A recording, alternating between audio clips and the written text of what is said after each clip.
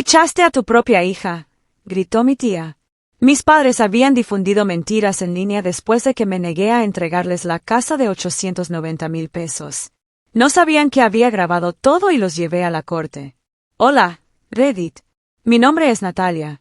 Tengo 29 años, y durante la mayor parte de mi vida, creí que la lealtad y el respeto eventualmente serían recompensados. Desde pequeña, creí que la lealtad y el respeto serían recompensados algún día. Pensé que si trabajaba duro, apoyaba a mi familia y aguantaba en silencio, aunque las cosas no fueran justas, algún día sería valorada, quizás incluso amada por quien soy, no por lo que puedo dar. Pero la verdad es que algunas personas no quieren amar, quieren controlar. Y cuando dejas de darles ese control, pierden la cabeza. Mi historia comenzó hace 3 años cuando compré una casa. Era una hermosa propiedad de 4 habitaciones en las afueras de Guadalajara que me costó 3 millones de pesos. Había estado ahorrando desde los 18 años. Trabajé mientras estudiaba, vivía a base de fideos, me salté vacaciones y acepté todos los trabajos de diseño freelance que pude encontrar. Mis padres, Luisa y Javier, nunca fueron ricos, pero tampoco pobres. Tenían un pequeño negocio y siempre actuaban como si estuvieran pasando por más dificultades de las que realmente tenían. Más tarde descubrí que tenían un buen ahorro, pero les gustaba hacerse las víctimas para que la familia les hiciera caso. La casa era mía. Cada peso del enganche salió de mi bolsillo. La hipoteca estaba a mi nombre. Y sin embargo, desde el momento en que me mudé, mis padres comenzaron a tratar el lugar como si fuera de ellos. No de la manera típica en que los padres visitan demasiado. No, trajeron muebles sin preguntar. Daban recorridos a sus amigos mientras yo estaba en el trabajo. Incluso comenzaron a decirle a la gente que planeaban retirarse ahí. Debí haber visto las señales de alerta. No lo hice. Soy hija única y mis padres siempre han tenido un control sobre mí. La culpa era su herramienta favorita. Si me oponía, decían cosas como, después de todo lo que hemos hecho por ti, o así nos pagas. Y caí en eso durante años, hasta que cruzaron la línea. Sucedió después de una cena familiar cuando mi mamá mencionó casualmente que había hablado con un agente de bienes raíces sobre convertir mi casa en una propiedad multifamiliar para que ellos pudieran vivir en un piso. Casi me ahogo. Les dije que eso no iba a pasar, que esta era mi casa, no una propiedad de inversión para su fantasía de retiro. Ella se veía ofendida, como si la hubiera insultado personalmente. Mi papá se quedó callado, pero podía ver la tensión en su mandíbula. Ese fue el comienzo de la guerra. En las siguientes semanas, noté cosas extrañas sucediendo. Llegaban paquetes que nunca pedí. Mi llave de repuesto desapareció. Y entonces, una tarde, llegué a casa para encontrar a mis padres dentro de mi casa, sentados en la sala como si fuera de ellos. Cuando les pregunté qué hacían, mi mamá agitó una copia de un contrato de arrendamiento y dijo, «Nos hemos mudado». Me quedé allí atónita. Les dije que era mi casa. Se rieron. «Nosotros te criamos en nuestra casa. Ahora tú puedes devolvernos el favor». Esa noche, les dije que se fueran. No grité. No lloré. Simplemente les dije con calma que tenían hasta el fin de semana para sacar sus cosas o llamaría a la policía. Su respuesta fue ir en línea. Hicieron una publicación en Facebook diciendo que los había desalojado. Mi mamá incluso etiquetó a viejos amigos de la familia y a parientes lejanos, difundiendo la idea de que me había vuelto cruel y egoísta después de conseguir un buen trabajo. Hizo parecer que los había dejado sin hogar. La publicación se volvió viral. Comencé a recibir mensajes de personas con las que no había hablado en años. Una de mis tías comentó, «Desalojaste a tus propios padres después de todo lo que han hecho por ti». Otros dijeron cosas peores. «Perdí a un cliente porque vieron el drama en línea y no quisieron arriesgarse a asociarse conmigo». Lo peor fue que a mis padres les encantaba cada segundo de esto. Publicaban actualizaciones diarias, historias dramáticas, fotos de ellos sentados en bancas como si estuvieran en la indigencia. Una publicación incluso decía que se estaban quedando en un albergue cuando yo sabía perfectamente que todavía tenían su propia casa al otro lado de la ciudad. No hablé con ellos durante 3 meses después de ese día. Ellos no lo intentaron de nuevo. No hubo llamadas, ni cuentas falsas, ni nuevas mentiras. Al menos no que yo pudiera ver. La tormenta en línea se había calmado. La corte había fallado a mi favor. Debería haberme sentido victoriosa. Pero lo que sentí en cambio fue vacío. La traición no solo me había costado mi reputación o mi paz mental. Me había costado a mi familia. Perdí a primos que se negaron a creer cualquier cosa que no fuera lo que mi madre había escrito en sus dramáticos monólogos de Facebook. Mi madrina me dejó de seguir. Incluso mi mejor amiga de la preparatoria me envió un mensaje acusándome de estar obsesionada con el dinero. Nadie nunca pidió mi versión hasta que la demanda se hizo pública. Eventualmente, la curiosidad pudo conmigo. Abrí la carta. Comenzaba con: nunca quise que las cosas llegaran tan lejos. Una clásica negación en la primera oración. Escribió que estaban confundidos y heridos y que se sentían olvidados. Que la casa representaba todo lo que habían sacrificado por mí. Afirmaba que las publicaciones en línea fueron un momento de debilidad, un malentendido, y que no estaban destinadas a causar daño. Ni una sola vez apareció la palabra perdón. Lo que más me impactó fue una línea cerca del final: siempre seremos tus padres. No tendrías nada sin nosotros. Esa única oración me recordó exactamente por qué los corté de mi vida.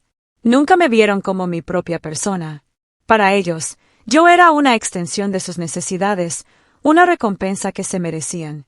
Incluso la casa, algo por lo que no pagaron ni un centavo, se convirtió en un símbolo de su sentido de entitlement. No se trataba de un lugar para vivir. Se trataba de control, de posesión sobre mí. Y ahora que lo habían perdido, querían una segunda oportunidad. Rompí la carta por la mitad y la tiré a la chimenea. Pero el drama aún no había terminado. Un mes después, recibí una llamada de la vecina de mis padres, la señora López, una señora mayor que me cuidaba cuando era niña. Me dijo algo extraño. Mis padres habían puesto su casa en venta. Eso me sorprendió. Siempre decían que sería su hogar para siempre. Y según los documentos de la corte, no tenían problemas financieros. Entonces, ¿por qué la estaban vendiendo? Luego vino el giro. Unas semanas después, recibí un aviso del tasador de propiedades del condado. No tenía nada que ver directamente conmigo, pero tuve un presentimiento de que algo andaba mal. Le pedí a mi abogado que investigara, y lo que descubrimos fue increíble. Mis padres habían estado planeando comprar otra casa usando un fideicomiso que no existía, al menos no legalmente. Aparentemente, habían intentado establecer una cuenta de herencia falsa a nombre de mi difunto abuelo, afirmando que yo había transferido la escritura a ellos después de su muerte. Era un fraude. Y esta vez, no solo me lastimaron a mí, cometieron un crimen. Me quedé atónita. Estaban insistiendo en una mentira que ya había sido destrozada en la corte, intentando falsificar documentos para obtener la propiedad de algo que nunca tocaron. Si su plan hubiera funcionado, podrían haber obtenido una hipoteca a mi nombre, respaldada por firmas falsificadas y una transferencia de propiedad fabricada. Afortunadamente, fallaron. Mi abogado lo reportó de inmediato. El banco involucrado marcó el intento y lanzó una investigación. En cuestión de semanas, mis padres enfrentaban cargos por fraude electrónico e intento de falsificación. No quería presentar cargos. Realmente no quería. Pero esto no era algo que pudiera pasar por alto. No después de todo. No después de que intentaron arruinar mi vida y luego robar lo que había construido. El caso judicial avanzó rápido. Durante la audiencia, mi madre sollozaba. Mi papá miraba fijamente al frente como si ni siquiera estuviera allí. Su abogado intentó presentar la situación como desesperación, llamándola un intento equivocado de reconectar con su hija. Pero el juez no lo aceptó. Los documentos falsificados, la campaña de difamación en línea, las violaciones a la orden de restricción, era demasiado. Ambos recibieron libertad condicional, servicio comunitario y una multa considerable. Evitaron por poco la cárcel gracias a un acuerdo y su edad. Pero el daño ya estaba hecho. Sus reputaciones estaban en ruinas. La misma comunidad a la que mintieron en línea ahora los veía como manipuladores y estafadores. Y yo, recuperé mi casa, mi nombre, mi paz, pero no sin cicatrices. Después de todo, decidí hacer algo que nunca antes había considerado. Vendí la casa, no porque no pudiera pagarla o por los recuerdos, sino porque quería un nuevo comienzo. Usé las ganancias para mudarme al oeste, a Oaxaca, más cerca de la costa, donde nadie conocía mi nombre o a mis padres. Compré una casita cerca del agua, inicié un pequeño negocio de diseño de interiores desde casa y finalmente, construí una vida que era verdaderamente mía. He cortado todo contacto con mis padres. Eso no cambiará.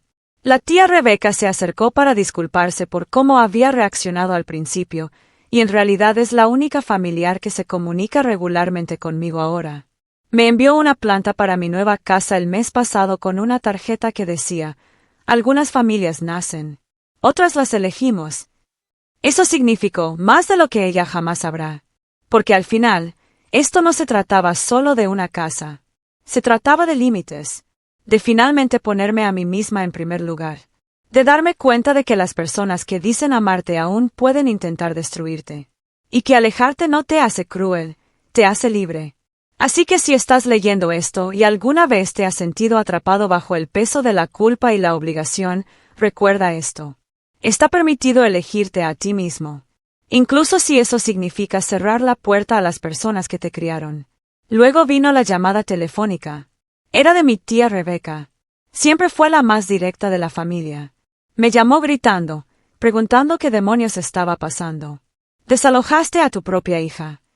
La escuché gritarle a mi mamá de fondo. Fue entonces cuando supe que era hora de dejar de ser amable. Lo que mis padres no sabían era que había instalado cámaras interiores cuando me mudé porque viajaba por trabajo. Tenía horas de grabación de ellos entrando sin permiso, husmeando entre mis documentos e incluso entrando a mi habitación cuando no estaba. También tenía una grabación de la noche en que intentaron mudarse, donde mi madre literalmente dijo: «Esto pronto será nuestro». De cualquier manera, recopilé todo. Luego fui con un abogado. Presentamos una orden de cese y desistimiento por el acoso. Y presenté una demanda civil por difamación y angustia emocional, citando las publicaciones falsas. Pero el verdadero golpe llegó cuando presentamos las grabaciones como parte de una solicitud de orden de restricción. A mis padres se les notificó en su propia casa. Sí, la que afirmaban ya no tener, y el silencio después de eso fue ensordecedor. El juicio fue agotador. Mis padres se mantuvieron firmes, tratando de pintarme como mentalmente inestable. Pero sus propias publicaciones combinadas con las grabaciones hicieron que sus mentiras se desmoronaran. La corte falló a mi favor. No solo se otorgó la orden de restricción, sino que el juez ordenó que emitieran una retractación pública y me otorgó 150,000 pesos en daños. Apelaron, perdieron nuevamente, pero el daño ya estaba hecho. Mi familia extendida estaba dividida. Algunos se disculparon una vez que conocieron la verdad. Otros se quedaron del lado de mis padres, eligiendo el drama sobre los hechos. Pensarías que eso sería el final, que después de ser expuestos, mis padres se echarían para atrás. No lo hicieron. 2 meses después de la decisión de la corte, descubrí que habían creado cuentas falsas anónimas para publicar en foros comunitarios, advirtiendo a la gente que no trabajara conmigo porque era manipuladora y abusaba de mis padres. Rastreé una de las direcciones IP directamente a su casa. Mi abogado estaba listo para actuar en consecuencia. Pero antes de que pudiera actuar, sucedió algo que cambió todo. Mi mamá apareció en la puerta de mi casa. Se veía más delgada, más pálida. Estaba allí sosteniendo una carta escrita a mano, con los ojos rojos. No abrí la puerta. Todavía no. Y ahí es donde dejaré esto por ahora. Mi corazón latía fuerte contra mi pecho mientras me alejaba en silencio de la mirilla, mirando el rostro cansado de mi madre. En su mano había una carta que temblaba ligeramente, como si incluso su disculpa tuviera miedo escénico. Pero no confiaba en ella. No después de lo que hizo. No después de lo lejos que llegaron solo para hacerme ceder. No necesitaba más palabras. Necesitaba paz. Pero la paz, he aprendido, no es algo que personas como mis padres te den. Tienes que tomarla.